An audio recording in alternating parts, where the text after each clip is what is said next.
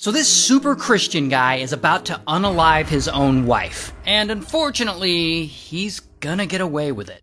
Now the guy, his name's Colin. And Colin is a very religious dude. He's also a dentist. But one day, at a church activity, he meets this woman. Her name's Hazel. And Colin thinks Hazel is fine, so they hit it off, and pretty soon, Colin and Hazel low-key start smashing.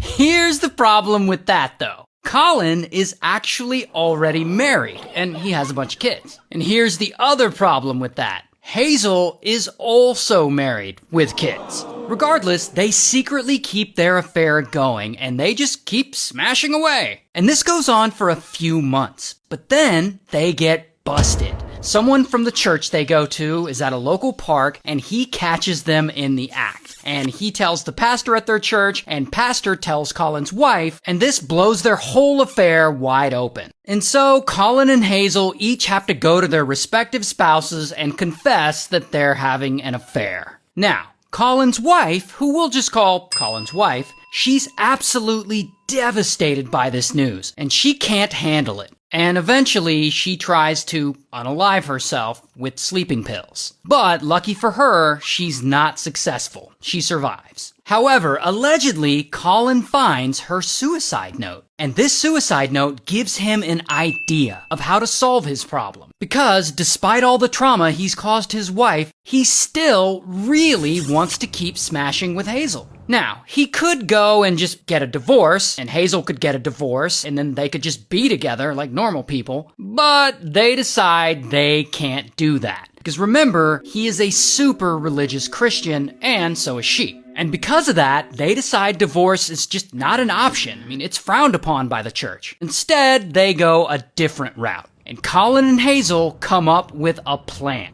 They're gonna unalive each other's spouses so that they can be together and that they can live happily ever after. So they're too religious for divorce, but not too religious for murder.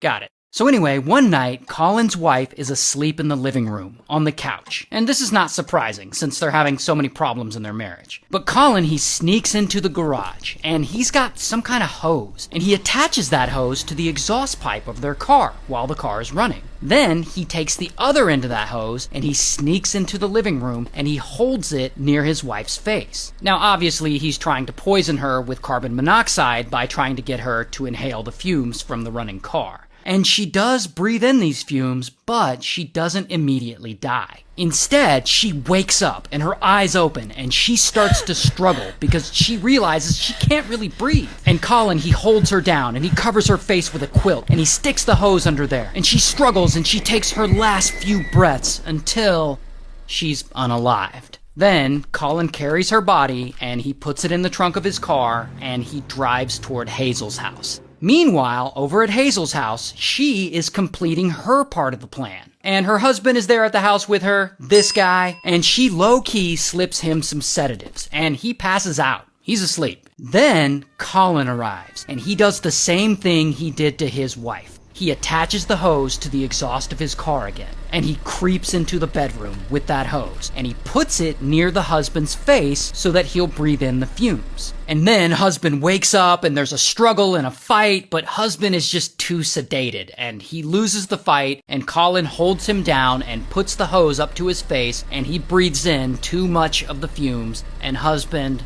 ultimately dies. Then Colin moves the body to the car where his wife's body is, and he drives the bodies over to another family member's house. And he parks the car in the garage, and he arranges the husband in the front seat, and he puts his wife in the back seat. Then he hooks up a hose to the exhaust pipe and he runs it up to the window. And he makes it look like they were trying to carbon monoxide poison themselves, like it was a double suicide. And he reports it to the police, and police eventually find the bodies, and they believe the story that it was a double suicide. And I don't really think police do a very good job of investigating this. They're just like, yep, two people who didn't really know each other decided to unalive themselves together? Huh, that makes sense. Case closed. Anyway, then, to make it worse, the medical examiner examines the bodies and they agree and they rule it a double suicide. So Colin and Hazel straight up get away with this crime. And what's even better for them, Colin makes some bank from his wife's death. He allegedly receives over 300,000 pounds from her will, or about 400,000 US dollars. He also makes money from life insurance policy and some money from his late father-in-law's estate. Dude has got some cash now. So he and Hazel are able to take all this money and live happily ever after as the good Christian family they are. But 5 years later, unfortunately for them, their relationship fizzles out. And they end up splitting up. And eventually Colin moves on and he remarries, and so does Hazel. And it seems like since they moved on, no one will ever speak of those murders again.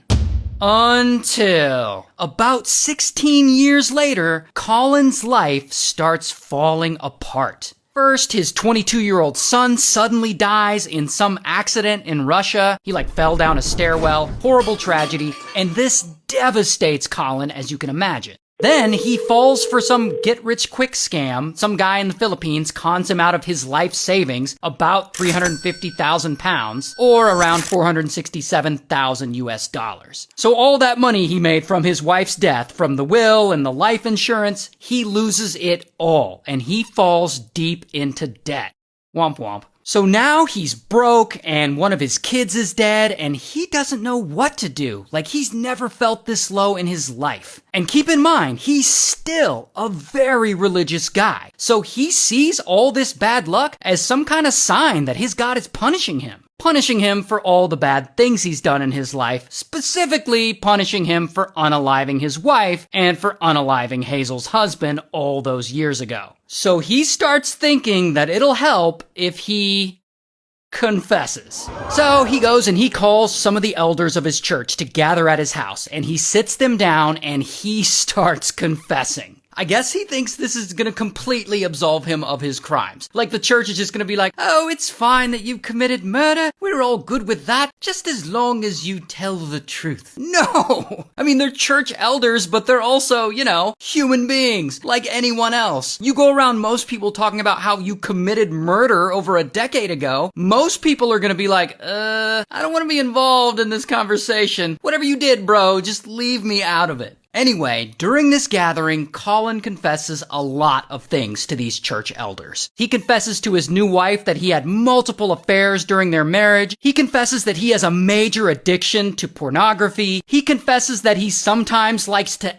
SA his dental patients while they're passed out in his dental chair, sedated. Wow. And finally, he confesses to unaliving his wife and Hazel's husband over a decade and a half ago. Bro is self-snitching like crazy. And the church elders, they hear this and they're like, holy shit, prayers are not gonna fix this one. And they call the police. And so the police come over and Colin confesses and bam, they arrest him. And he ends up snitching on Hazel, so bam, they arrest her too. And she gets sentenced to 18 years in prison, while Colin gets a total of 26 years in prison. And here's what he looks like in real life.